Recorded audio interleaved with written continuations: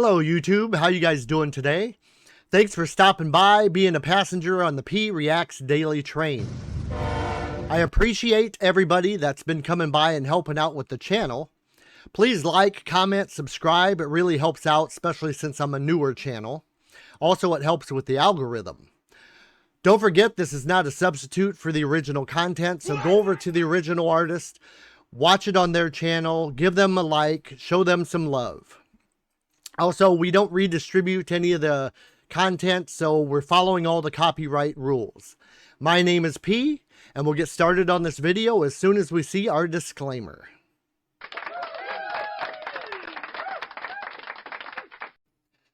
Alrighty, today's video is part of our space videos segment of our channel. And this one is about Jupiter. This one is called Jupiter, the largest planet in our solar system. And this is only a reaction to the content. So this does not substitute for the original content. So go over to the original channel, watch it on their channel, give them a like, show them some love, support their channel also. The name of this channel that we're watching this on is BBC Earth Science. So go check them out on their channel. But let's get started on this and let's watch this. Let's make sure we got some good resolution here. All right, let's get started. Yeah, thank you, Jupiter, for creating and helping create life on our planet. That is a big thank you, a huge, huge, huge thank you. But yeah, let's get back to this and check this out to know. So it's that strong. They had to build it like an armored tank to get there. Jupiter is, I believe, the 5th planet from the sun, and we're the 3rd planet from the sun. Is that right? I think that's right. And so they're 2 planets away from us. And from what I understand is Jupiter's maybe 11 times bigger than the Earth. So it's massive. Imagine how big the Earth is. And imagine 11 times bigger. Jeez, that's insane. That's almost like having like an infant and an adult. You know, the size difference. It's like, that's crazy. A massive monster ship is a satellite that they put in orbit of Jupiter, from what it looks like and from what I'm understanding. But yeah, man, that's pretty cool. So they get to like see like live real time of what's going on. I'm surprised they haven't sent like more, have like 10 different satellites so they can watch all sides at the same time and that kind of stuff. That would be pretty cool if they decided the red spot is larger than the Earth. That is huge, and that's a storm, I believe, that red spot. So imagine a storm that would cover the whole planet Earth. Oh, geez. That is so beautiful right there. That's awesome. So cool looking. I would love to have like a table, a slate table or something made that looks like that, or marble or whatever, that has that design and that look to it. That'd be so cool. Man, that is so cool. It's such a nice blue. That lighter blue like that's my favorite color, I think. Yeah, that's crazy. So it threw water and stuff towards the Earth, so kind of gave us life on Earth. But then it also threw the asteroid that killed all the dinosaurs. So life and death.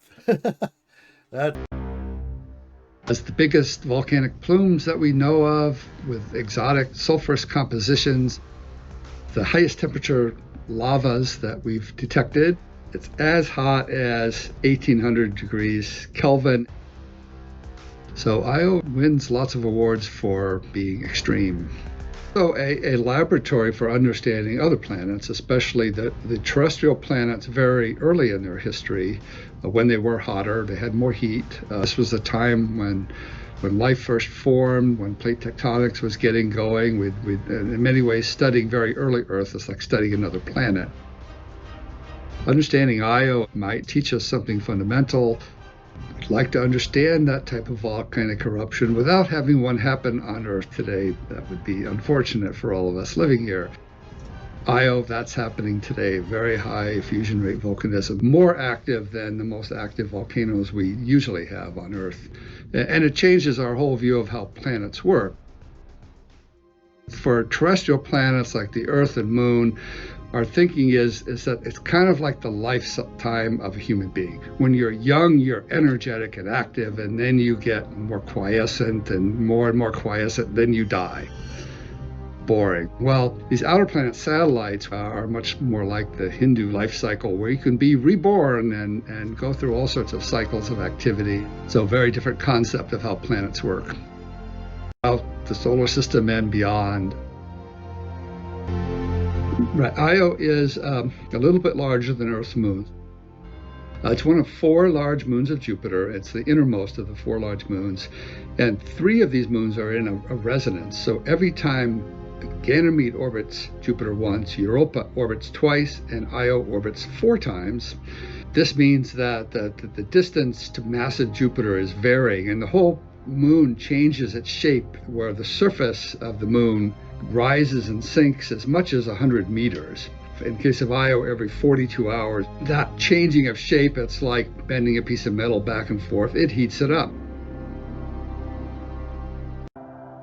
So we've proposed the Io Volcano Observer in the Discovery program. That's NASA's low-cost category of planetary mission. Jupiter has a suite of instruments. And in order to measure the tidal gravity signature, we have to have pairs of identical flybys, one when Io is closest to Jupiter and one that's otherwise identical, but when Io is furthest from Jupiter, range to Jupiter, which changes the shape of Io. That'll tell us really what's going on inside Io ocean. That's really, I think, the most fundamental thing. And we need to get a spacecraft that makes close flybys of Io at a minimum. So Io is deep within the intense radiation of Jupiter. So Jupiter is very tough on electronics. So, we're not going to explore Io the way we have Mars with these long-lived rovers on the surface unless we have a revolution in electronics and how to withstand the radiation. So fast flybys is the way around that for now. Get in there close, get a bunch of data, and get out of that radiation as fast as you can. There are volcanic plumes up to several hundred kilometers high, very spectacular, and that some of that material may be directly escape Io, but also that high radiation environment and those energetic particles interact. Yeah, so all the radiation, there's no way then. Couldn't live there because it would fry us. It would like microwave us or die of radiation poisoning, basically. Flying through a lava fountain, that would obviously be bad for a spacecraft. We hope to fly through the upper parts of plumes where it's mostly gas and very small particles that are not hazardous.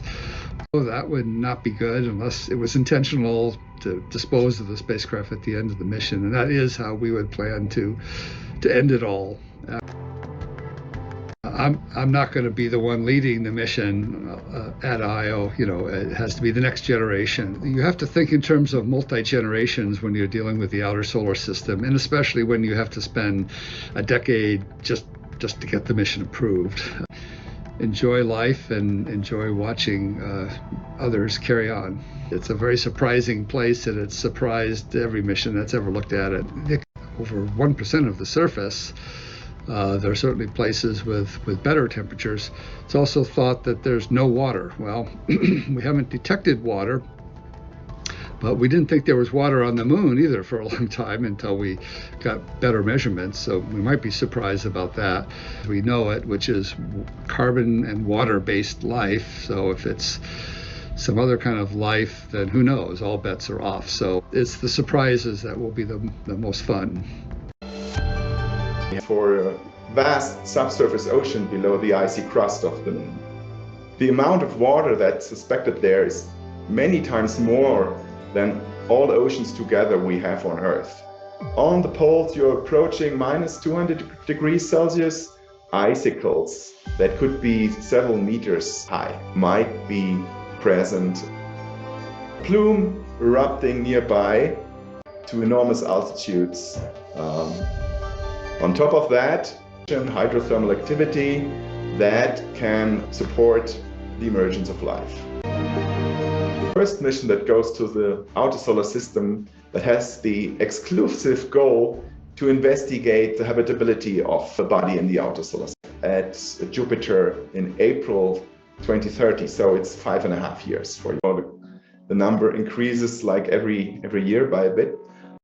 The innermost is Io, then Europa, then Ganymede, and then Callisto. You could see that some of these moons are really, really bright.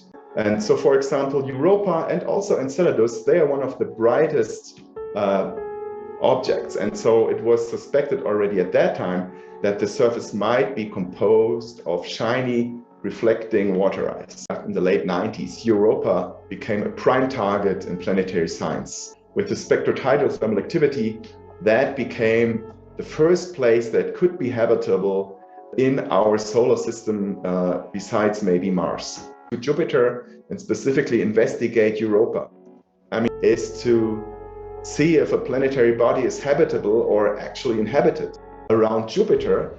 And in most of its revolutions, it will have a close flyby at Europa. The web in the end surrounding the moon that you have in the end a good overview over almost the entire surface. After close flybys, you get an idea of what is evaporating from the surface of Europa.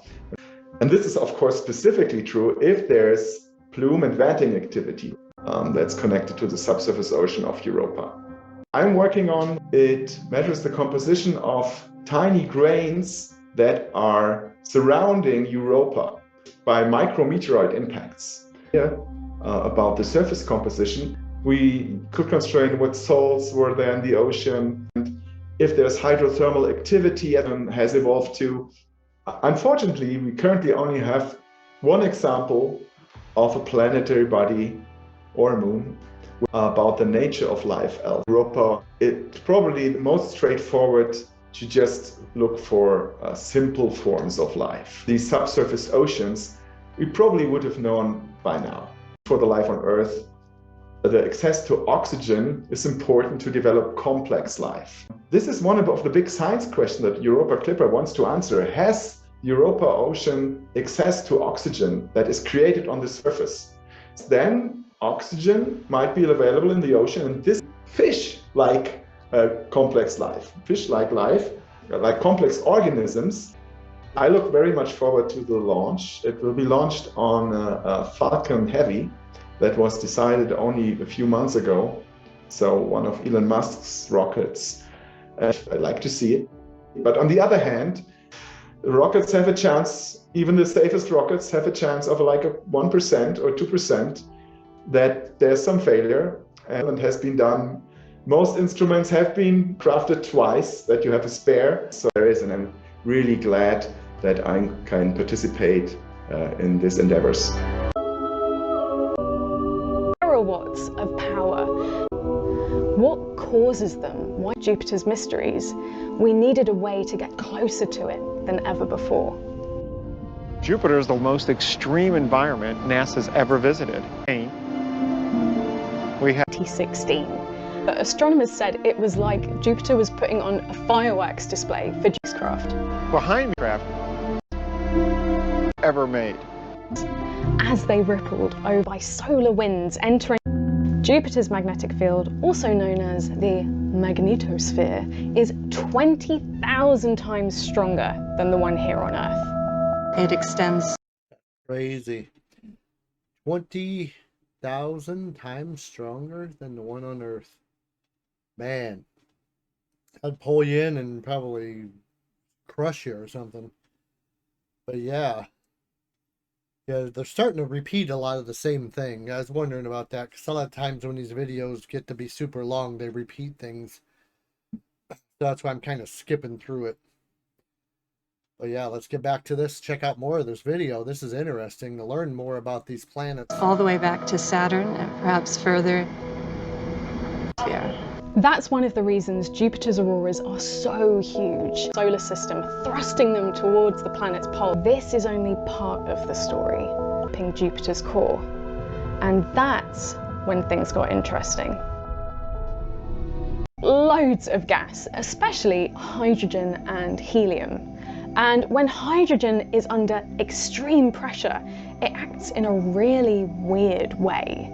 It becomes liquid metal. Liquid metal, like at the core of Jupiter is an ocean of liquid metallic hydrogen. To recreate this extraordinary phenomenon, planet interior inside our laboratory. Pretty crazy experiment of Jupiter.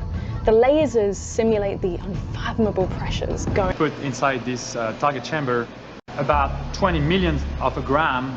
So the power that we put in the lasers when we shine the laser onto the target is about 500 times the power that is used for the entire United States at a given moment.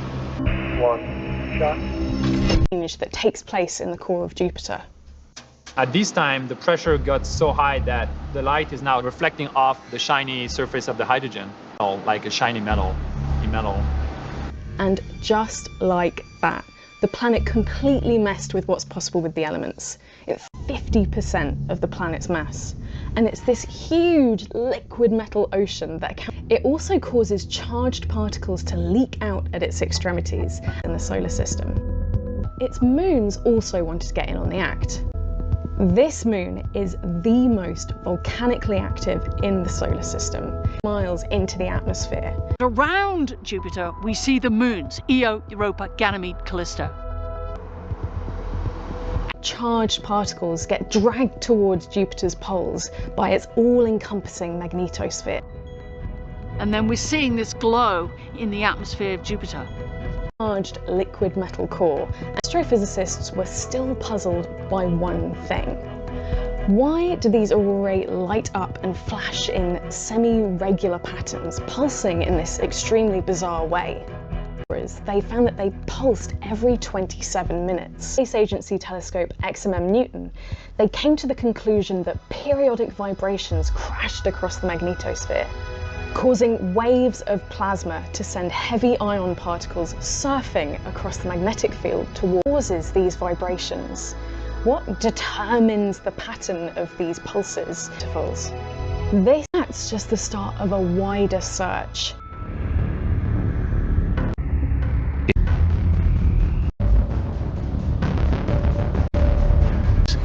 That would become the asteroid belt. When the young Jupiter moves through the primordial asteroid belt, things get scattered around, things get gravitationally deflected, and as a consequence of all of this gravitational interaction, more than 99% of the original mass that was there is basically now gone. Has been disrupted over time by the movement of the giant planets. The outer solar system Able to graduate. Jupiter passed through the primordial asteroid belt, live out its life as a cold, barren rock. Only world in our solar system whose development was cut short. Jupiter. From the asteroid belt, continuing its journey, spiraling towards the sun. Jupiter bulldozes inwards. It's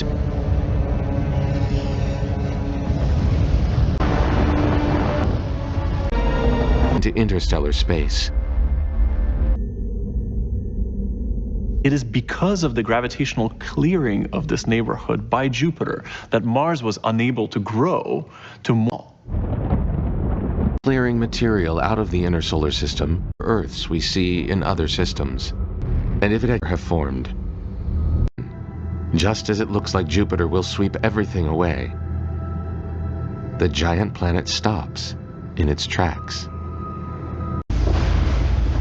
Another planet is forming. The solar system's second gas giant. And this is crazy.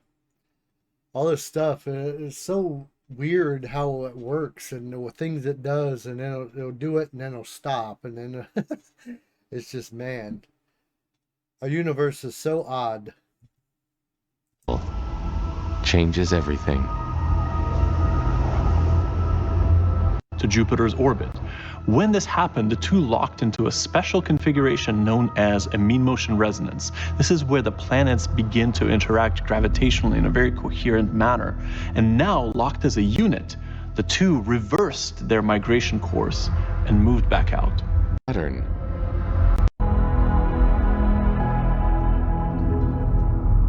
Yeah, that's Saturn. That's pretty crazy. So basically Saturn was formed from it.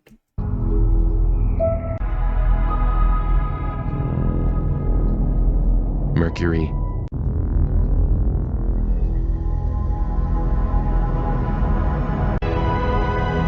Develop.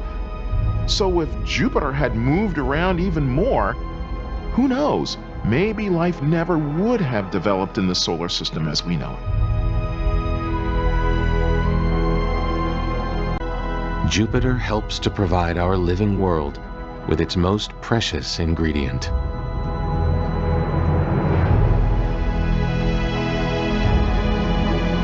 Today, 2/3 of our planet's surface is covered by ocean. More than 1.3 billion cubic kilometers of water. Each drop teeming with life.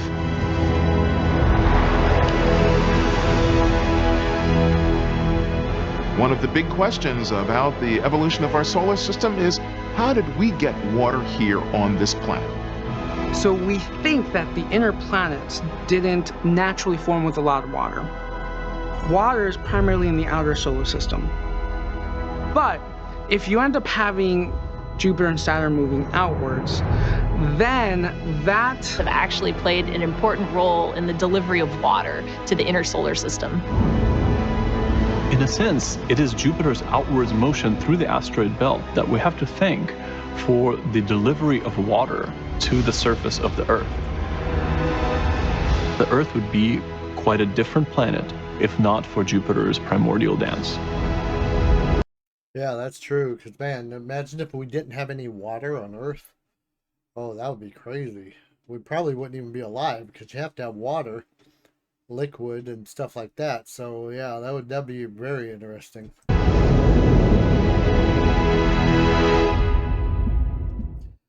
All right, very nice video.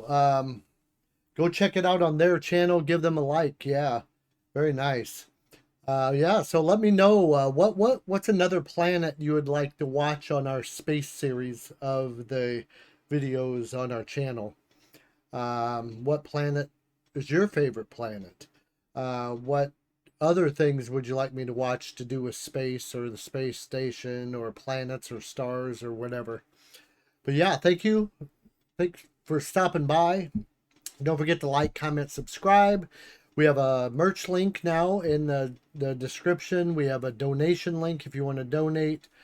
You beautiful people have a great day, and we'll talk to you later. Goodbye for now.